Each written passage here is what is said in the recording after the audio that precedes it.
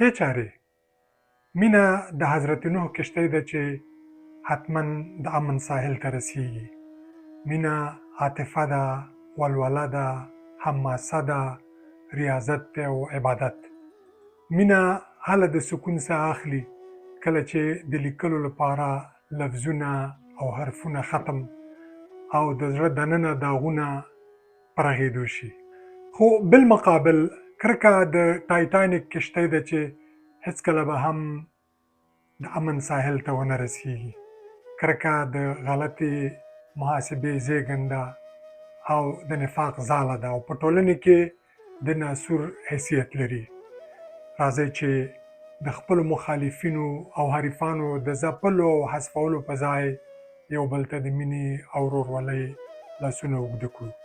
کله چې په ټولنه کې کرکه وي نو هلته به بیا نه جومات په امن وي، نه حجره، نه ادیره او نه دیره. او د جګړو په منځ او په متن کې به مو د سر، سنګر، منبر او لښکر سړي یو په بل پسې غلبیل غلبیل او د غلیمو ارادو ښکار کیږي.